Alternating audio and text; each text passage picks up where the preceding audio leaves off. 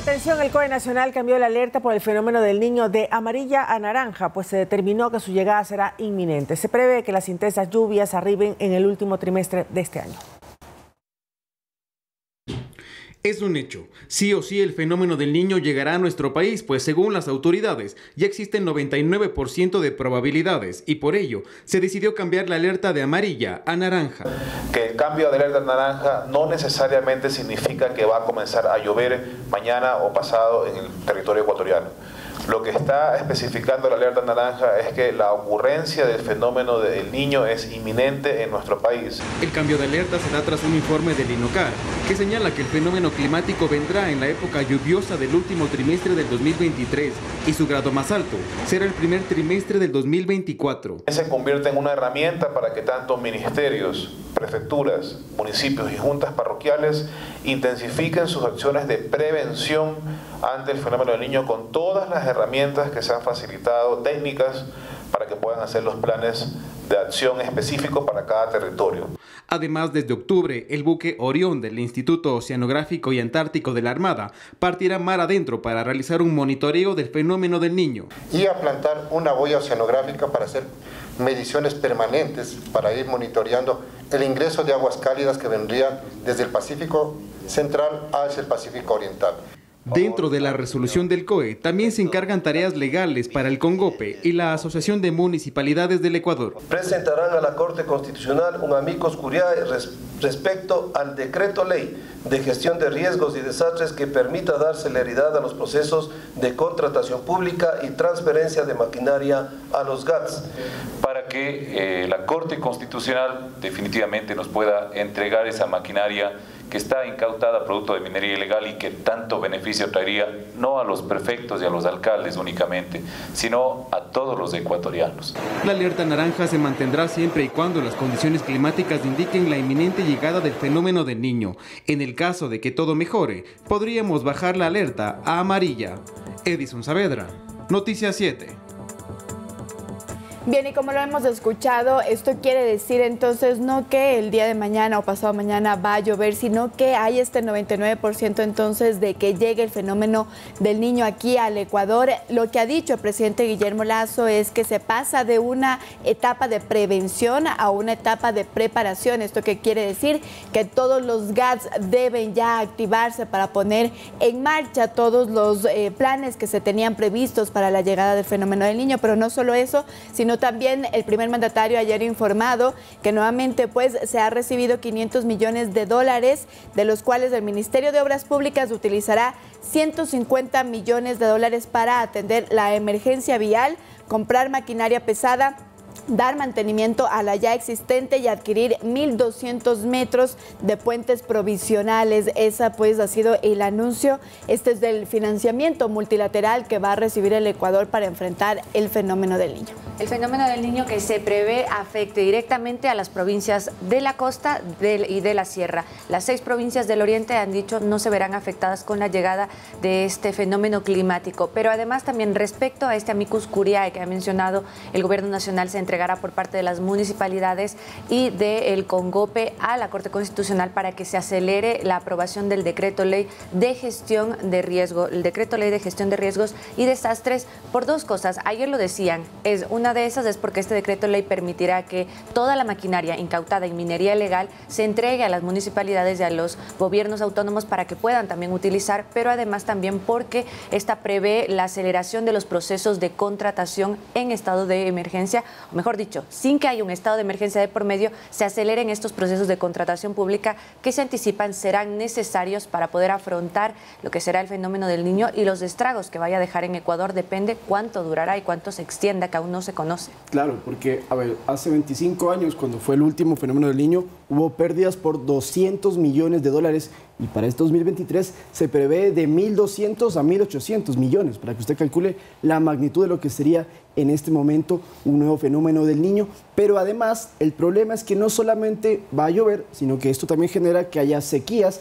Y conversaba ayer con los bomberos y ellos me decían, bueno, si ahorita, por ejemplo, en Quito, en Loja y en otras partes de la sierra tenemos problema con los incendios, imagínense ustedes lo que podría provocarse cuando en los próximos meses en ciertas zonas, principalmente secas o desérticas, no haya ni una gota de agua, de lluvia, y esto puede generar mayores inconvenientes. Muy bien, y hay que decirlo, ¿no? Todo está ligado, es decir, los incendios provocan que evidentemente pues haya muchísima afectación en varias hectáreas, lo que luego podría provocar que evidentemente cuando lleguen las lluvias, pues estos sectores que han sido afectados en primera instancia por los incendios tengan muchísimos desbordamientos porque evidentemente ya no hay vegetación. Lo que sí hay que decir es que el próximo gobierno, el que iniciará pues aproximadamente en noviembre y diciembre, tendrá que tener el plan que se prevé en este gobierno porque no tendrán tiempo evidentemente de realizar uno nuevo. Es decir, que el que quede del presidente Guillermo Lasso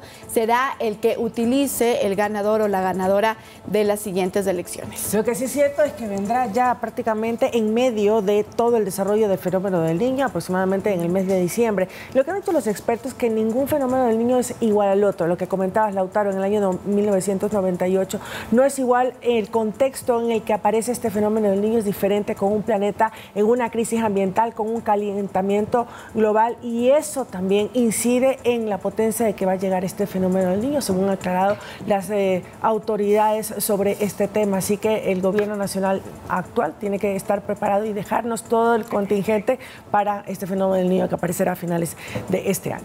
Continuamos, 7:10.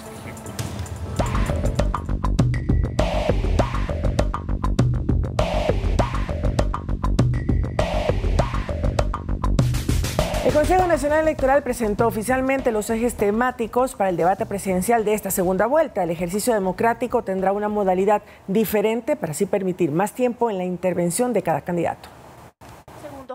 El próximo 1 de octubre, Luisa González y Daniel Noboa se enfrentarán en un cara a cara durante el segundo debate presidencial. Para esta jornada, el CNE y el Comité de Debates establecieron 4 ejes temáticos. Por eso, hemos seleccionado 4 ejes temáticos que reflejan los aspectos más cruciales de nuestra nación y que requerirán una atención especial por parte de los candidatos. Estos son economía, seguridad social y política. Para definir los ejes temáticos para este segundo debate presidencial, primero llevamos a cabo un exhaustivo análisis del debate anterior.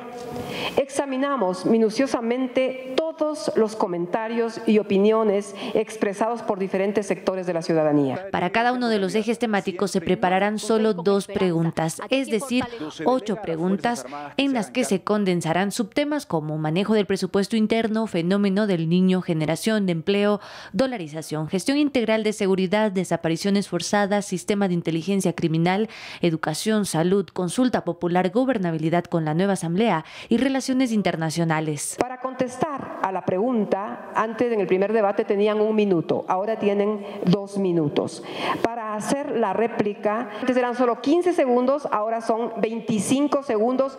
Para responder a esa pregunta tienen 1 minuto, ¿no? El próximo 26 de septiembre se hará un sorteo público para establecer el orden de participación de los candidatos. Se prevé que el debate durará 2 horas. Carolina Basante, Noticias 7.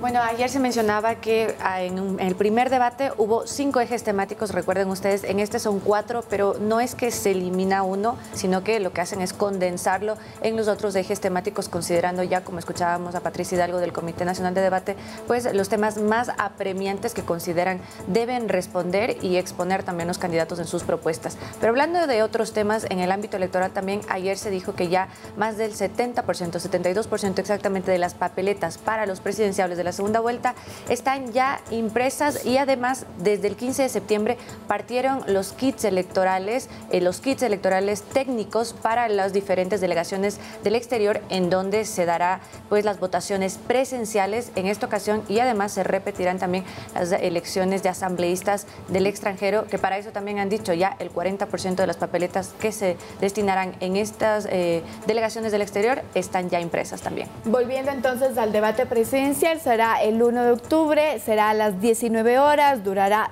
2 horas y lo que hemos visto del primer debate, casi la modalidad va a ser un poco similar, es decir, empieza la primera pregunta, el contrincante hace la réplica, contesta quien inició, el contrincante vuelve a hacer una contrarréplica y nuevamente se contesta. Para el cuarto eje, quien hace la pregunta, la réplica y la contrarréplica va a ser el moderador. En los 3 primeros va a ser pues los dos candidatos. Es un debate que llama mucho la atención y que genera mucha expectativa porque, y esto lo han dicho los analistas políticos, a Daniel Noboa, si algo lo catapultó a esta segunda vuelta fue justamente el primer debate en el que llegó como el outsider, que se denomina como la sorpresa, no estaba entre los papeles de ser un protagonista de ese evento electoral y finalmente lo terminó siendo con sus respuestas, le gustó mucho a la gente y en cambio a Luisa González, algunos la criticaron por sus respuestas, mientras que otros mencionaron que posicionó muy bien el lema de su campaña. Vamos a ver qué estrategias nuevas se pueden aplicar en este segundo debate, donde tenemos un Daniel Noboa que puede llegar con mucha más confianza versus una Luisa que, sobre todo en estas últimas semanas, ha logrado hacer ciertos cambios a su discurso y hay mucha expectativa de lo que esto podría generar finalmente para las votaciones del 15 de octubre. Así es, hay mucha expectativa, sobre todo también porque los últimos sondeos y también los candidatos han admitido que incluso en los datos que ellos manejan, pues se ha incrementado el número de personas indecisas, lo cual pues podría definirse o tener al menos una idea ya después de que se pueda dar este debate. ¿Qué ha pasado también y qué ha cambiado para este nuevo debate en esta segunda vuelta? Es que solo habrá un moderador, que en este caso ayer se definió, y bueno, ya se lo había dicho anticipado, que será la periodista Ruth del Salto. Ayer ella hablaba en esta rueda de prensa también que daba con el CNE y ella mencionaba que pues este llamado, ¿no?, para que los candidatos sean respetuosos en sus intervenciones y también que en este caso ambos se luzcan para que puedan demostrar realmente pues cuáles son sus propuestas en lugar de que haya estas roces que hubo y que se criticó también en esta primera vuelta. Ya ha dicho que no es para lucirse, sino que sea este espacio para los candidatos. Que sea una confrontación de programas políticos, que no sea ruidoso, que no sea escandaloso y sobre todo que no sea irrespetuoso, porque los ecuatorianos necesitamos respuestas para poder tener pues el voto para la decisión al final el 15 de octubre. En lo que va de este año, 118 personas de alta peligrosidad han sido capturadas, según informó la Policía Nacional. Este fin de semana se detuvo a 3 ciudadanos, 2 de ellos con boleta roja de la Interpol. Si hay una lista en la que nadie quisiera estar, es en la de los más buscados. Este ranking se divide en el Ecuador por ubicaciones y tipo de delitos cometidos. Es así que, por ejemplo, Germán Cáceres era el más buscado por hechos relacionados con violencia de género, mientras que alias Churón estaba entre los 20 por delitos de ejercicio público. Este fin de semana lo capturaron en Brasil.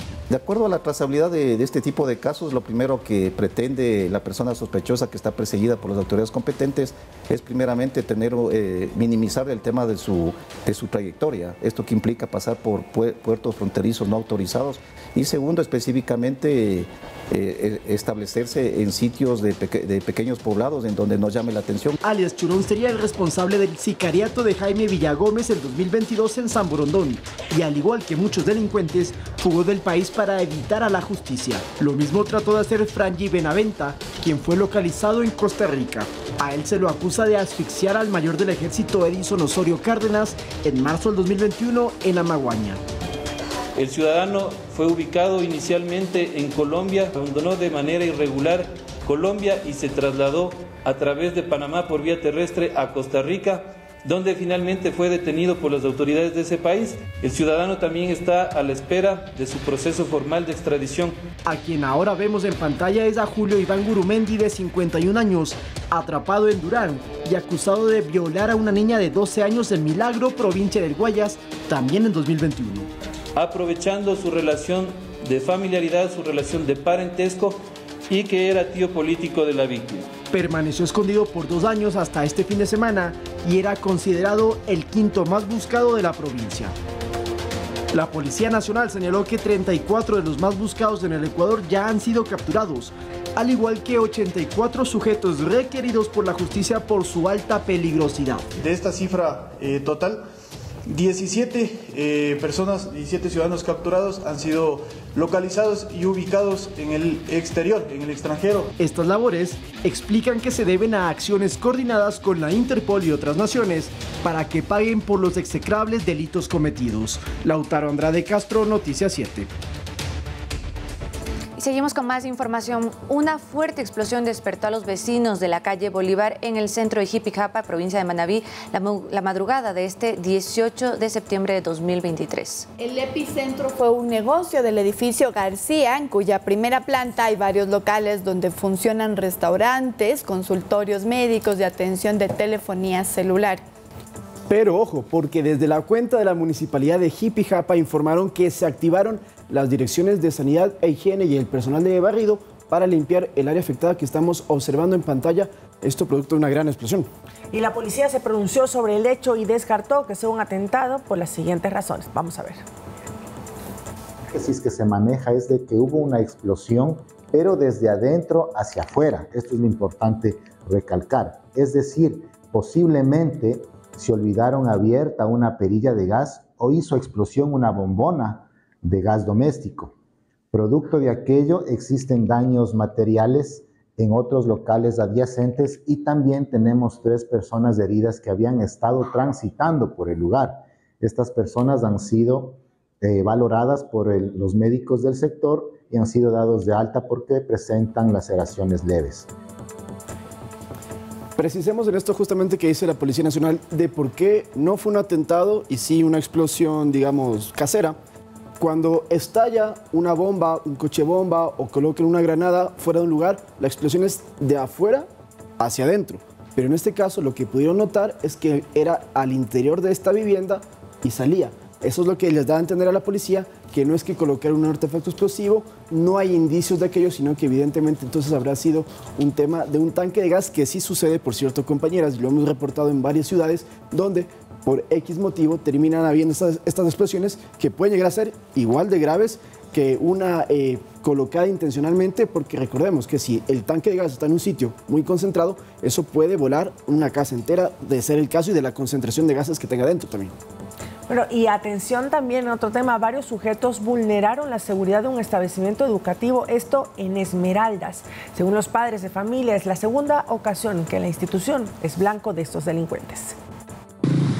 Delincuentes lograron eludir la seguridad de una institución educativa en la ciudad de Esmeraldas. Los padres de familia sostienen que no es la primera vez que la institución es víctima de un robo. Mire, esta es la 4ª vez. Anoche sucedió que se metieron de nuevo, la policía nunca llegó, se llamó a las autoridades, pero tampoco se hicieron presentes. Dicen que hay un botón de pánico, pero aquí el botón de pánico no se manifiesta, no se ve en nada. Las personas que viven cerca también de la institución, que nos ayuden, dándonos, no sé, un ojito, cuidándonos, porque de todas maneras aquí hay niños, aquí estudian niños. De acuerdo con las investigaciones iniciales, los delincuentes ingresan a las aulas y oficinas de la institución a través de los techos para sustraer materiales educativos. Queremos pedirle a las autoridades que nos ayuden, porque ya nos hemos quedado sin la sala de computación. Está vacía totalmente. El temor de nosotros los padres es que se metan y agredan a uno de los niños o a quitarle sus pertenencias a los niños. Hemos solicitado una entrevista con la directora distrital de Educación en Esmeraldas para conocer los esfuerzos conjuntos que están llevando a cabo con la Policía Nacional. Sin embargo, aún estamos a la espera de una respuesta, mientras que los padres de familia están solicitando un aumento en la presencia policial de forma regular para proteger la escuela y prevenir futuros ataques. 7:22 y a través del programa Todos al Aula, el Ministerio de Educación identificó a más de 23,000 menores de edad fuera del sistema educativo durante el último año. Así lo explica la viceministra Diana Castellanos, quien además detalló que se trabaja en su reinserción. Se trata de un trabajo puerta a puerta el que realizan los miembros de las 316 brigadas del programa Todos al Aula a nivel nacional. Y es a través de esta estrategia que entre noviembre de 2022 y agosto de 2023 se identificaron a 23.317 niños, niñas y adolescentes que no estaban en el sistema educativo.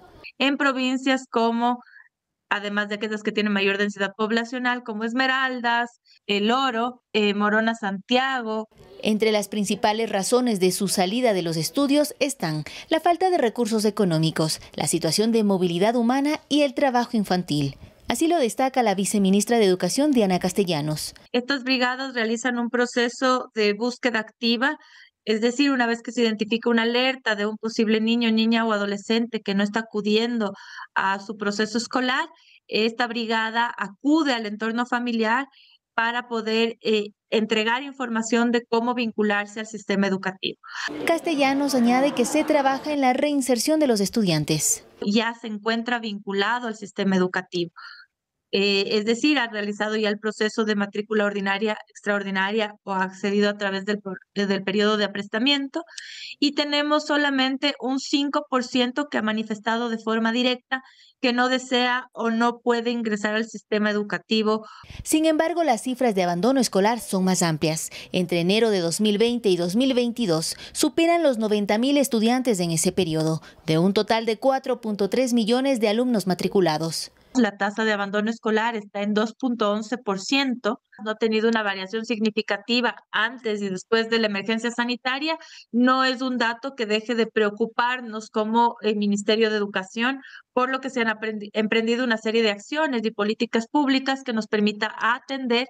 Con el fin de fomentar las oportunidades de educación, otra de las estrategias que implementa el Ministerio es la reapertura de escuelas a nivel nacional. Desde 2021 hasta lo que va del presente año, se reabrieron 246 unidades educativas. Olga Velasco, Noticias 7.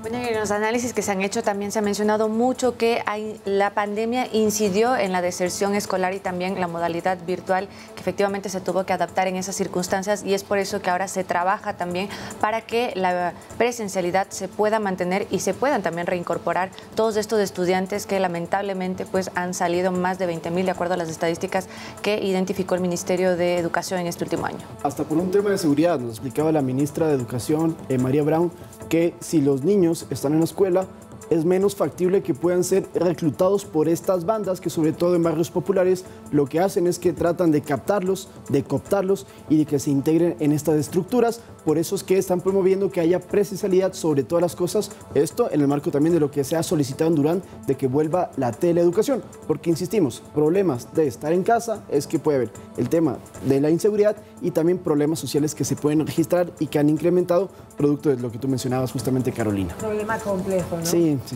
7:26, nos vamos a la pausa y al regresar tenemos ya nuestra entrevista en la mesa de trabajo. Nos acompañará Andrea Montalvo, y es secretaria de la CENESID, para hablar sobre el acceso a la universidad y las becas que está otorgando. Regresamos.